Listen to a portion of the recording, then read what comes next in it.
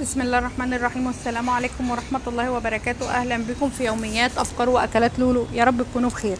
كل سنة وانتم طيبين. النهاردة عاشورة بقى ولازم نعمل عاشورة. ولازم نصوم برضو. خلي بالكم، عاشورة مش أكل وعمايل عاشورة بس، لا، عاشورة كمان صيام 9 و10 عشان ناخد الأجر والثواب من عند ربنا.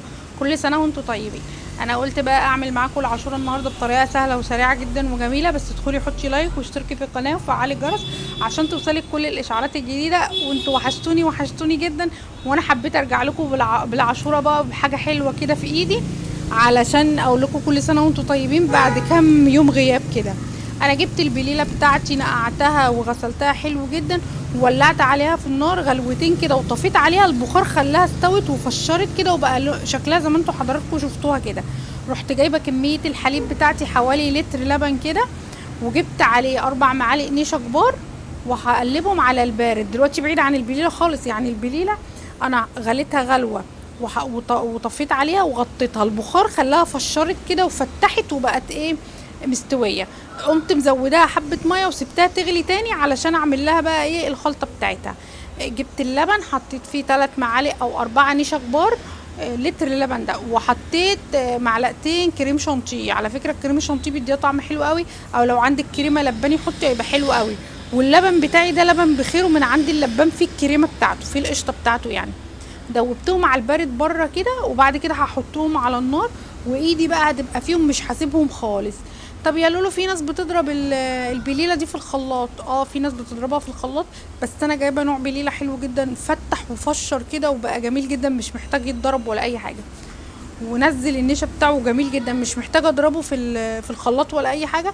فانا بحب بصراحه تبقى حبات البليله كده ظاهره وباينه، بتبقى حلوه جدا في العاشوره. بظبط لها السكر بتاعها بقى ايه، واحط سكر ايه زي ما انت عايزه حسب الرغبه. انا طبعا كنت صايمه، كل سنه وانتم طيبين، يوم الخميس والجمعه النهارده. فما دقتهاش بصراحه، خليت بنوتي تدوها، قالت لي السكر بتاعها مظبوط، فخلاص كده.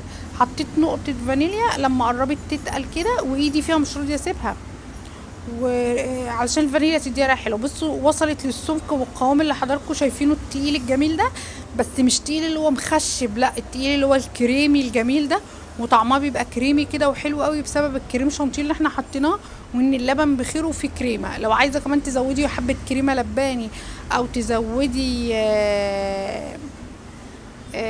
وش لبن قشطه يعني، هيديكي برضو دسامه وطعم حلو جدا، هيخليكي بتاكلي عاشوره كريمي كده شبه الرز بلبن. انتوا فاهمين؟ كانت تقلت، انا وصلت للقوام ده معايا معقول جدا. ما بحبهاش ماسكه اللي هي المحجره الماسكه دي، انا بحبها تبقى جوسي كده وكريمي. فبعد ما خدت بقى غلوتين وتقلت كده، رحت مطفيه عليها وبصبها وهي سخنه كده في الاطباق اهي بتاعتي. طبعا عاشوره يعني لازم بقى ايه، نروق على حبايبنا. فبحط بقى على وشها جوز هند وزبيب لما بردت شويه. ممكن تقدري تحطي اي نوع مكسرات عندك لما تبرد. طبعا هتلاقوني السلاطين دي انا عاملاها لنا، اللي هي البولات دي، والعلب دي البغوطيان دي، ال3 علب دول هديهم لحبايبي بقى، هدي لحماتي واحده وهدي 2 لحبايبي. لازم لما تعملي حاجه حلوه زي دي تدوقي بقى حبايبك، علشان ايه، دي فرحه للمسلمين، ده يوم بقى يعني كده ايه، بيفرحنا كلنا. محدش يا جماعه يقول بدعه وكلام من ده. ابدا، احنا كل سنه وانتم طيبين، احنا بنصوم وبنعبد ربنا وكل حاجه، بس ما فيش حاجه لما نفرح بعض يعني، وناكل حاجه حلوه بمناسبه عاشوره يعني. انا مش شايفاها بدعه ولا حاجه. استفتي قلبك واعمل اللي قلبك يقول لك عليه. بصوا بوريكم ان هي بعد ما بردت كريمي كده وناعمه وجميله. سلام عليكم.